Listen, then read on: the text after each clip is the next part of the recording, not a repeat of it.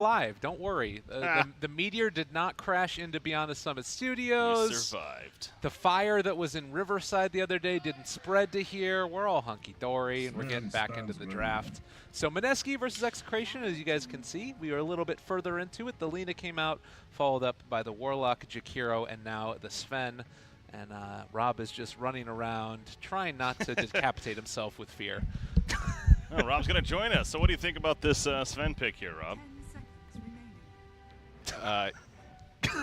Great I was going to comment on the power totally situation, agree. but No. yeah. So that meteor flew a little too close to us. We heard it outside, and I think what do they call it? The corona or something? That outside, that effect, that magical effect that, from Heroes. Okay. It just turned the power off for a yes. moment, and so we're going to get it back on.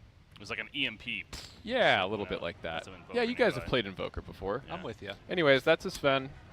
They're going to pick a carry. All right.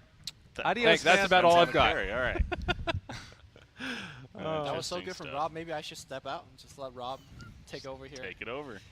I could go into production room and play some meme videos. Jesus. Absolutely. So we got our Quap versus Lina matchup. That's always fun. We've been seeing a lot of that this whole tournament, all the regions. I mean, these are kind of, two of the go-to mid-heroes, of course. And I will say, so we were talking about Mushi earlier, obviously, and, his play. And, again, I'm not here to to call him out by any means. Who am I to do that? But I will say there was the one game that stood out to me in the group stages, casting Mineski, was him on Lina. He had some, I'll put a very curious decision-making moments where he was going in at moments without his team, almost as if he had an Aegis, kind of pushing a tower, and then he would just die, and then there'd be like, what just happened? So that's kind of, stuck in my brain right now, but I'm sure that won't be the same case here.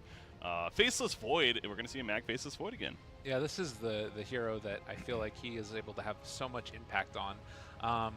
And honestly, looking at this lineup from Mineski, tons of team fight, potential for early push. Anything sticking out to you, Lumi? For either lineup or just Mineski's? Talk what you feel, baby. Mineski has a very, very strong combo team fight. Obviously, Chronosphere with the Epicenter on top, with the Macro Pyro on top. Yeah, I think they're very well balanced as a lineup that could take objectives early with the Liquid Fire from Jakiro as well as a lineup that could go well into the late game with the Faceless Void transitioning from a third carry into even a #1 carry. So, yeah, I really like Mineski's draft. It has a clear-cut goal of when to fight, where to fight, as opposed to, I think, again, in their game 2, I feel like what made them struggle is perhaps the lack of understanding of the timing of their lineup. I feel like Bloodseeker's still really good here if they want to run it on Arc, honestly. Like, It just comes down to whether they understand Bloodseeker as a hero, right. which I don't know if they do. But against Sven, like this melee core against Quap, it does seem really good. They're going to go for Jug. The stock and standard, it's still quite good as well. The funny thing is that Sven is normally the counter pick to Jug, and it's interesting to see them having the confidence in the hero to pick it into it. I guess they're saying, look, we have Faceless Void, and we even to a certain extent have Liquid Fire to slow down the Sven, and we're going to use our Juggernaut to just be the guy that goes to the back line and pick up supports. Magnus is banned. Never mind. I was sitting here this whole time being like, that's a good option. But no, he got banned actually. So I think it's going to be an off lane here for Execration, of course. They don't got much time to decide this. Who are they going to go with here? They got their cores really taken care of. More of that utility. Yeah, they're going to go Omni Knight. Okay. All right, well, final pick was the Omni, and I think that this is, well, a little bit of a departure from what we saw the previous 2 games, but certainly still has the potential to work. Breaky, get your thoughts on this draft. We got your predictions. Before you get on out of here. I think Omni Knight is a good final pick right there, as long as he doesn't get caught in these Faceless Voids. That's going to be really the key. If he doesn't get caught in the Faceless Voids, he's going to ideally be able to throw up that Repel, Guardian Angel, even if necessary, on said targets to save them. Outside of that, though, I do like Mineski's lineup as a whole. I think, though, the Wombo combo potential, the synergy, the Faceless Jakiro Sand King, as Lumi was addressing there, Mushi on the Alita, and then Juggernaut in the hands of Arc. It just feels like one of those just well-put-together teams that's going to get the job done. So I'm going to lean towards Mineski 2-1 here. All right, Lumi, give me your thoughts, man. So I think Omni Knight's a fairly risky pick. Obviously, it gives Faceless Void a lot of trouble. I feel like in most of his Void games, what he does is like chronos 2 people, and then Omni Knight just Guardian Angel, and suddenly it turns your team fight ultimate into an ultimate that you don't want to commit to, which is never something that you want to do as Faceless Void. With that said, though, you're picking Omni Knight into a natural Diffusal buyer, then your Guardian Angel could actually get just purged off by both Juggernaut and Faceless Void should he decide to go for a Diffusal play. So I actually think that the draft could lean either way. I think both of these drafts are comparable. With that said, I think Mineski is a better team, so I'm going to lean with Mineski here as well. All right, I had Execration in my predictions, so I got to go with them. Okay. Doesn't matter what the draft is. But that's going to do it as we get ready to head into the actual game. Mineski facing off against Execration. Winner doesn't go to TI necessarily, but is at least going to be saved elimination for the moment and face off in the second best of 3 a little bit later today against Clutch Gamers. Exciting stuff. And Jaboogie just going to head out there, has both of the wards. We'll see if they run into each other. What are you excited for this game, Limmy? What's the big thing that you want to watch out for? I want to see how Lumic plays on this Tusk. Is a very, very skill-intensive hero. You can use your snowball to actually save a lot of heroes. Now, I don't know whether you could snowball through a chronosphere to pick up allies. They changed that where you can't anymore. You can't pull them out of it any longer, as you far used as I'm to be aware. able to, right? Like, yeah, you did used to be able to. So then that play, I was gonna be excited for that play, but apparently it's not possible. So, but still, you could like snowball people out of stuns. Yeah, that's gonna be what he's gonna be looking towards to do. Yeah. Mag going to the off lane, 8 tangos, 1 salve. I am also excited for that style of play because, well, even just in general, Tusk as a player or as a hero, it just has a lot of like big moments that you can make things happen. And as the smoke gank, this is interesting. They're gonna run into Nando down here in the jungle, and the Burrow Strike could come out early, but it doesn't look like they're quite gonna get into range. And well, they're aware of what's happening, and Mineski should be able to secure with this. Only 2 runes. I don't imagine that Mag will be able to snap this one away. It's a lane swap, but Mag might even just walk up, pick up the rune, and jump away. In fact, that is going to be... Oh my god, they get all 3 rune, Mag. I mean, they couldn't stop him, right? There's no stun here. He's going to get blocked in. First blood missed in the bottom lane. They ended up going back in with Nando. What are you guys doing? And I guess Mag gets out, so... Yeah, that's Nando making a mistake, right? Like, why would you go back in there? I don't know. I guess he did. He only spotted the Sand King. That could have been what it was. And so because of that, that's a support Sand King. If he's there, it's likely that there's more there. Yeah. Like, well, the game starting off super well here for Mineski. And I think this is a lineup that Execration can't fall too far behind out of the laning stage. They have heroes like Tusk and Warlock. And let's just put it this way: if they fall behind by like 3 to 4K out of the laning stage, this game is almost GG for Execration. We'll have to keep our eyes on that, see if they can make it work for themselves. There's going to be a lot of pressure early here onto Nando, and RR just trying to get anything for himself as far as ability to either move in and pull the wave or just stay alive. This is so much pressure, and Jakiro is constantly taunting him as well. I mean, it's one of the most Cyrene taunt in the game, so I don't mind. Cyrene? Yeah, get some classical up in here. What's Cyrene? Am I saying it wrong? I don't know what you're saying. All right. Well, that's pretty normal as well. Okay. S-E-R-E-N-E. Serene. Serene. All right. Okay, I'm with you. Oh, Mushi. Okay, oh, that is a in. great shard. That will be the kill. This is really reminiscent when Fnatic picked Tusk and Pudge in the game, and it was a Bloodseeker mid for Kyo, and they just kept dumpstering the Lina mid, right? Lina as a mid laner has no way to ever escape from a Tusk shard. So glad to see that Lumic is working overtime on this mid lane. Yeah, now this is like the standoff where who's going to stun who first, and it's the Invis rune picked up by Lemic, so the Tusk immediately tangos it off. Fine. It's perfectly fine. At least it's denying it away from the Sand King, which could have been a kill rune for James. That's actually quite big. Yeah, but you know, both. Let's say the Sand King did get it. The Radiant would have knowledge that Sand King got it, right? So it's not like going to be a super big surprise. Well, if he ends up like not showing for a long time, that means James always has to play more passively in lane, which could be a thing. But yeah, I agree. It probably wouldn't have ended up resulting in a kill. And they've decided to switch up the lanes a little bit again. That Tusk that ended up roaming around. That means that the Sand King is sort of forced to come in here and help out Mushi a little bit more, so they can't apply as much pressure as they had earlier on. As RR maybe just going to get ran at here. The spin is already committed, and RR in trouble despite the heals is going to be killed off. He's just barely under tower, and Arc Worth it though. going to be punished. Nicely played here. Nando pops the mango, gets the stun, and debated, I would say, because that was not worth it here for the Juggernaut. Execration off to a hot start across the lanes. You got Queen of Pain that's really almost doubling up the CS right now of the Lina. 21-4 versus the 12-3, and part of that's the early kill, but still, look at this. He jumps in and showing no respect. We'll see if Mushi can get a good bit of damage out on him because of that.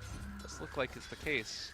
I think part of that was Mushi was forced to take Light Strike Array at level 3, and he was unable to harass as much and nuke for that much damage. I think the game is actually fairly even right now. You gotta remember that Mineski did start off with the first blood and 3 bounty runes, so you know the Lina kill kind of just evened things up a little bit. Top lane though, Raging Potato really showing the fact that hey, this is one of the few heroes that could actually go 1v1 up against a Faceless Void. Ninja Boogie, they thought about fully committing for that one as they did bring in the Warlock for a moment, but Lee McKnight will get into range, and now with the Ninja Boogie wraparound, there's a chance that, yeah, he's going to have to head back down to the south. Can't go in to try and steal away the bounty rune. I'll take your tribute. It is also a haste top, which I believe both mids will see, and it's going to be Ninja Boogie that picks that one up. Oh, maybe Blink. not. This could be a kill here. James surging forward here, and a couple more Scream Ninja needs to deny himself, would not get it. And James is, well, beginning that snowball. That's kind of what he did in game 2 with the Queen of Pain as well.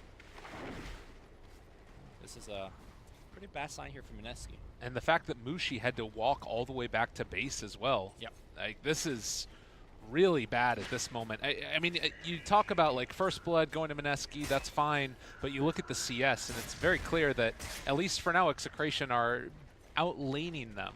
But as you said, that's something that they... Do you think that that's what they need to do in this game to stay ahead, or do you think that Execration are fine, or that Mineski are fine with this?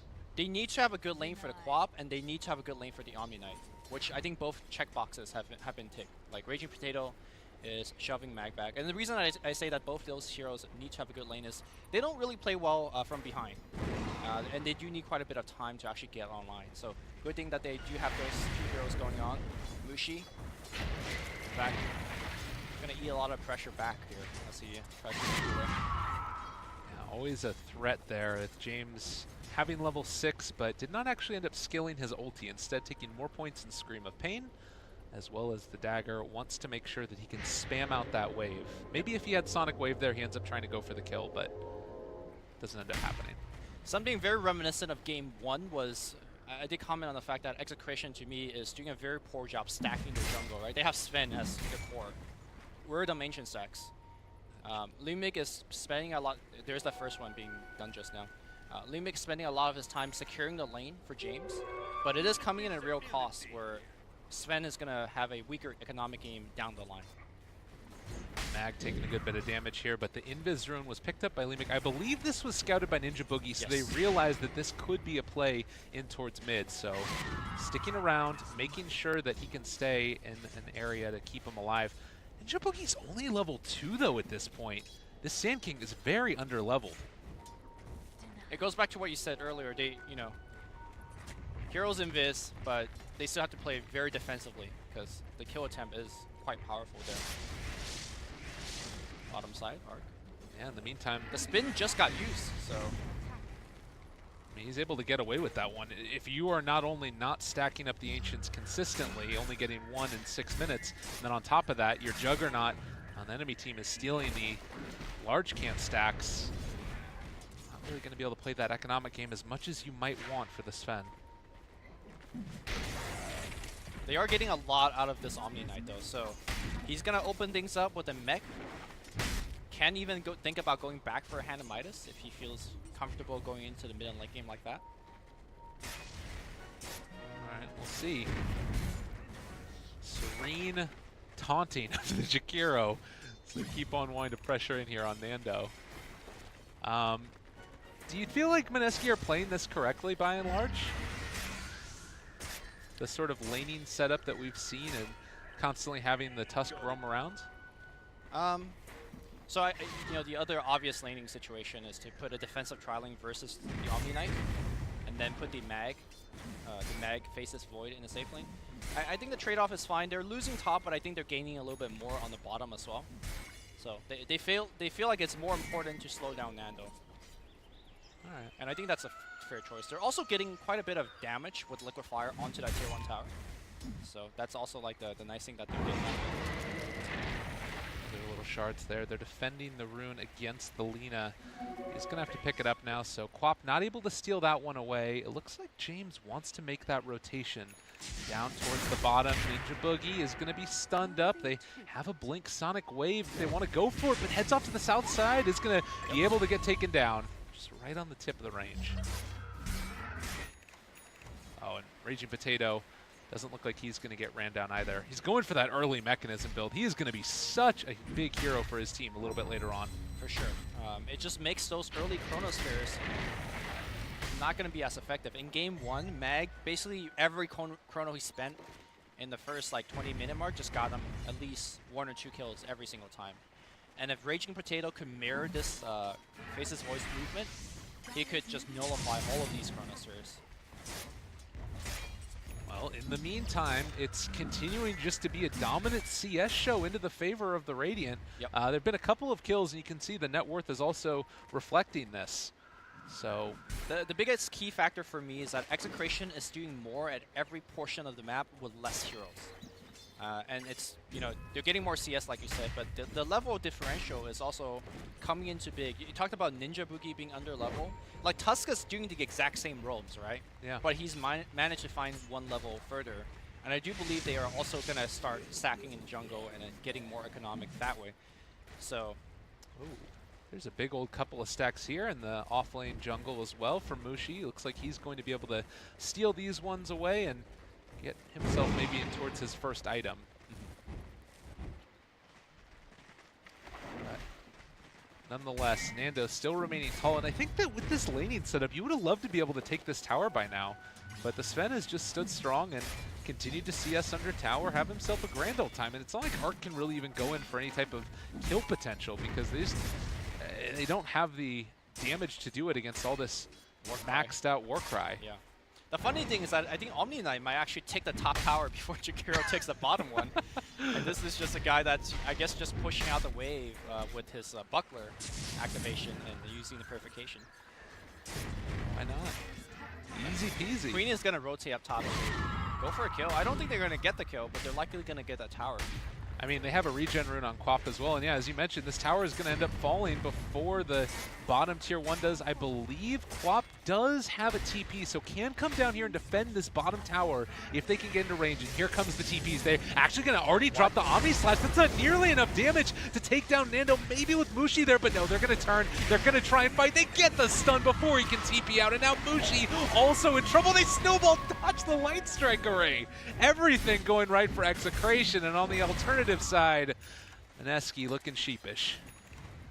Well, there's the reason why you don't pick Juggernaut into Sven, right? That Omni Slash took 25% of Nando's HP. It was a joke. Warcry just blocked all of that. I guess the silver lining is that the siege unit in the lane did take down the tower last hit. I think Raging Potato was trying to deny the tower, but the last hit denied there. So there was that, but still, it was a very costly where they lost Lina and the Juggernaut. Not worth. It's a rough one indeed. So level 9 right now, it's a 3,000 net worth lead at right around the 12-minute mark, and looking like there's going to be continued pressure coming out as Raging Potato, actually after finishing off the buckler, is going to go back for the Midas. I like this more. Like, you want your lane so hard. The Faceless Void Chronosphere would not even be a big factor. Burrow Strike onto 2. The Epicenter's there as well. Oh, he would have loved an Ice Path. That's not going to do any damn damage at all. Lemic running away. They drop the Warlock ulti, and he's repelled as well. A Walrus Punch one time just to back Arc up. It is going to be a Shrine, and the Golem should be just sent away. But again, Epicenter down, as well as the Warlock ulti. Kind of an even trade. Yeah, actually that looked much cooler than it was actually is, because it was a 4v5 where Mineski only had 4 heroes, they forced out the longer cooldown ultimate, which is the Chaotic Offering, and Mag was free farming up top. So I actually think Mineski got slightly ahead from that team fight. Yeah. All right. James now looking to try and stack again for his carry, although Mag is going to run into him, and he has Chronosphere available. So if Execration want to come and defend this, it might be a bit harder of a defense since they don't have that Warlock ulti. Yeah. Nor do they have a mech. This is where perhaps the grief that Midas will punish them. And he already bought that in. Whoa, the Chronosphere is going to connect onto 2 now. That's going to be a dead Tusk. No way to get out of that one. Raging Potato trying to turn this back around. He's not taking any damage from this. Repel is going to keep him alive as well. Ninja Boogie starting to drop low. The Fatal Bonds onto 4 separate heroes. He's going to keep them back. And Sonic Wave. My God. Right. Almost able to take down Mag, but not quite. Well, no, it was did it kill off tactical Sonic Wave because it killed off Ninja Boogie? Or no, was he already dead before Yeah, he was already dead before just that, kidding. I think. That was a dominant Sonic Wave. It did nothing. So that Chronosphere did go for the kill, and honestly, I thought they would have gotten it onto the double kill, but that Omni Knight was so damn tanky. Look at this. He's running down Arc, just hits him with the Purification, and Arc could Magic Wand and Omni Slash him. yeah, there's a creep wave there. Maybe trying to bait this one. I won't end up going for it. It is going to be the Queen of Pain just jumping away. Heals is off. Whatever debuffs were applied to him there, the time dilation. Well, very similar start to game 2 where Execration did very well in the lanes and they're looking to maintain that lead, but I think Mineski's lineup has a very strong composition to even play from behind, right? When you have a Wombo combo lineup, if you get that magical 3-man Chronosphere with, you know, all the right ultimates, the Macro Pyres, Dragon Slave, LSA, Epicenter, you can just win a team fight off the back of that. So Mineski fans out there should be slightly worried, but it's not GG anytime soon. Yeah.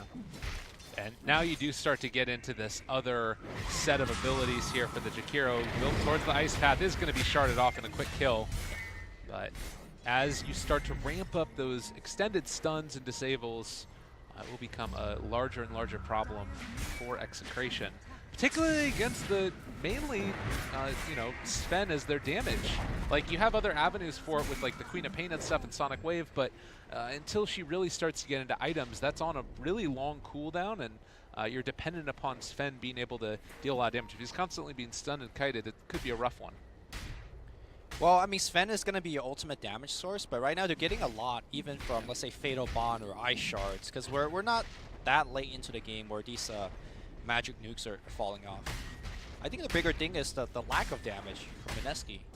Like, where is it really coming from? You have a level 1 Omni Slash, so that's not a lot. Lina is very, very behind in terms of item. And of course, Mag is pretty much just a walking Chronosphere. You don't have a big damage source to back that up either. This is going to be like a 3-man gank for a Tusk, and if he snowballs this Chrono, it's going to be rough. Or if even... Oh, he's not going to be able to pull Raging Potato out of it, at the very least. So Mag just going to end up time walking away. They make that big rotation and not able to find anything from it. A little bit disheartening, I'm sure. And with Sand King TPing away, are they grouping up for a smoke play now? I think they wanted to gank bottom to begin with, so if they clean up this creep wave and then smoke again, would not surprise me. Because they're looking to use this Chronosphere. That's something that Mag has been trying to do every time he plays a hero. Every time Chrono off cooldown and he's not using it, he feels like, I should be doing something. I think they're worried about the Warlock ulti again. Oh, nicely done by the Warlock. Oh, Mag, he's in there. I think he's still fine, though. James jumps forward, gets the courier, and well, he's still going to be fine here as James is going to get repelled by the Omni Knight. Fine and dandy as they are going to chase down Arc, catch him for the moment. They have the Tusk as Walrus Punch there as well. Stun going to come out, but the War Cry keeping Limak alive, and now kind of body blocking him. There's going to be the Sonic Wave. Arc dead again and unstoppable. The Queen of Pain. Pretty stylish dodge of the Stormhammer, but ultimately it didn't matter as the numbers advantage were there. I didn't catch whether spin TP was on cooldown. It must have been, so. Oh, he can't spin TP because the punch would have canceled it, so yeah, he was just dead. There was nothing he could have done. A lot of BKB disables that go through BKB in this game with both the Warlock and the Tusk in this one. This is feeling quite tough right now for Mineski, figuring out ways for them to take the fights. It really does feel like when Warlock ulti is up, it's hard for them to go into it, even with Chronosphere, just because of that lack of damage you were alluding to. Yep. Macro Pyre does do a little bit, but you know, you're trying to kill through things like Purification, Mech, as well as Heal from Warlock. There's a lot of like sustain here from Execration. And if I'm Execration, I'm going to take every objective I can from the map. Going to start with Roshan, probably with the remainder out of tier 2s.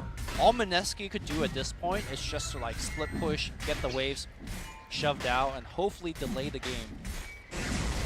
And it's going to get to the point where you have to chrono the Omni Knight like right at the start. Otherwise, you're just not going to win the fight in a lot of ways, and probably drop the Laguna Blade onto him as well. You need to chrono him, and you need to front load all that damage to kill him. Because if you don't kill him in the chrono, the Raw comes down, the mech comes through, and you're not killing anybody.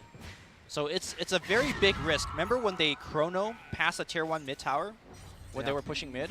They didn't get the mech. They didn't get the kill onto the Omni Knight, right? And then what resulted after was they didn't get the tower push. They lost a couple of heroes on the way out. So each moment going forward, that Omni Knight to me gets harder and harder to kill as he itemizes more and more for that phase of the fight. He is done with that Guardian Sweep. Well, there's going to be the spin TP away. Arc not wanting to get caught out by the whole assortment of characters, and that is going to be another deny on the tower. So all of the tier 1s now down across the map for both teams. And it starts to get to that position where you just have to keep dodging fights for Mineski. Yep. And hopefully, I guess, hold out for high ground. Like, what's the next power peak for the Mineski draft? Double Diffusal Blade. If you have Chronosphere and then Guardian Angel comes through, you diffuse whoever you're going to try to kill, then you're starting to have some shot. Diffusal Blade also get rid of things like Warcry. Oh, God. Oh, Jakiro. He's not taunting anymore.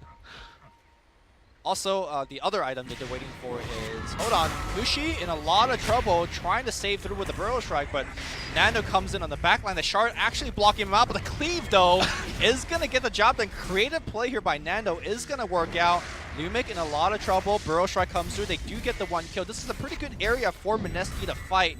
Nando just still going in. Nice two-man Chronosphere. Arc has the Omni Slash, but he doesn't want to actually Omni Slash Nando because of the Warcry. Now they go on Raging Potato. Omni Slash now flies through, but actually the bounce is somewhat unlucky. They want to get Raging. Raging running away. Can he heal himself? He's being held by Warlock. Guardian Angel comes through. He outplays him. Looks like the LSA will finally take him down, but now the upheaval as well as the right click should be able to bring Mushi down. Blinking forward, blocking off the path of Mushi. Ice Path now keeping him alive. Mushi going back into the slow, and finally the Honorable Sudoku is going to give a little bit of heal to Rior.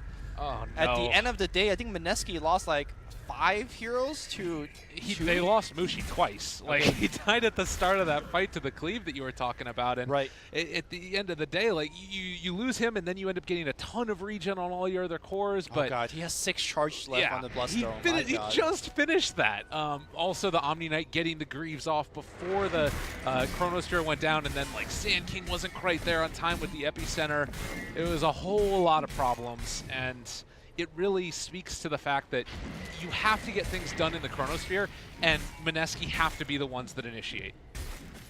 They can't get initiated upon, like what happened there with Mushi getting found in the mid. And you can't blame the guy for it. Like, you're moving in towards from your tier 2 tower. You don't expect them up on high ground, but just didn't end up working out.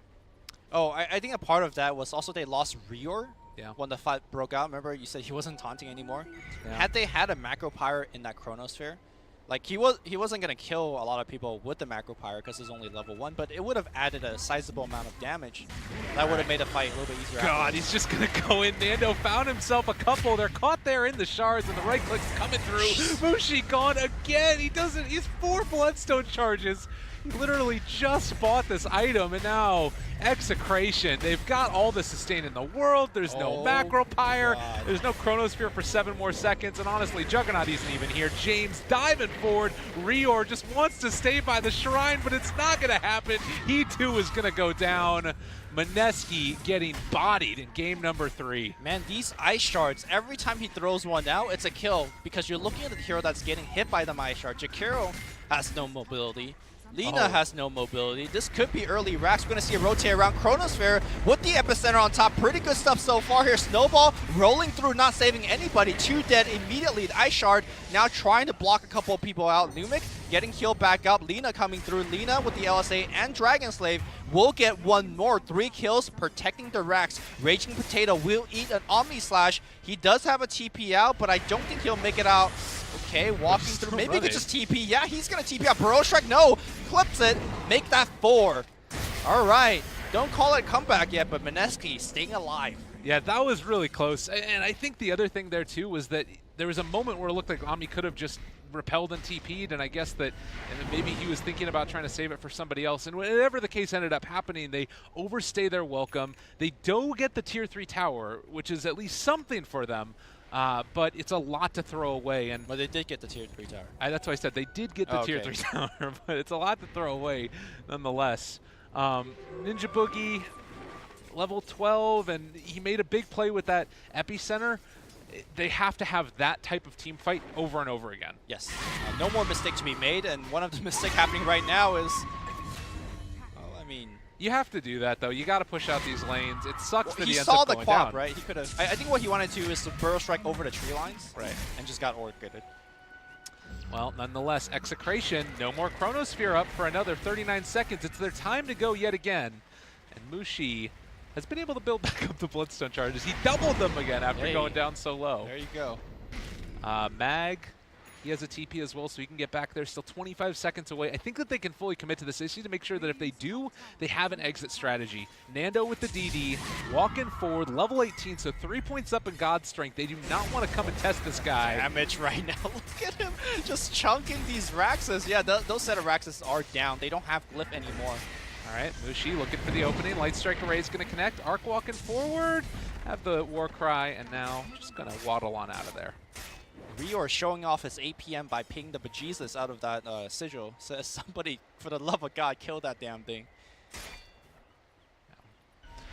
All right, so 12K net worth, 17-10.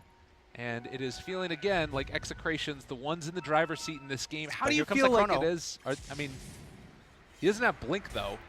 If you chrono Nando here, I don't think that this is going to be good enough. Yeah, his team is not here. He activated his BKB before as well. What a shard! And now Nando says, you want a man fight? I'm not going to fight you right now. I'm out for now. Mushi's still chasing this. I don't think that this is where you want to be right now, Mineski. Oh, James is in the fight. They're walking forward. There's the jump forward. Stun. Not going to come out. A good Blade Fury away, but James still there. He's been able to catch now onto that Sand King. He's gone. A pretty good Light Strike Array and Laguna Blade onto James, but Yule Scepter back out. And now Mushi, nowhere really left to go. They got eyes on him, and Mushi dead yet again. Maybe gave his life for his team. Is he actually? I think he's still dead. Yeah, he's dead. He has to deny himself. There was the dagger on him. Well, that's Chrono down. Now is another lane of Rax if I'm Execration. Well, at least the Tier 2 towers, which are still up there on both of the lanes. And I mean, Mineski is doing a good job of keeping these lanes pushed out, but the draft and the group up 5-man of Execration is just so strong. They didn't even need they held on to the Warlock ulti in that fight, you know? They've been so good about making sure that they get the most out of these ultis. Yeah.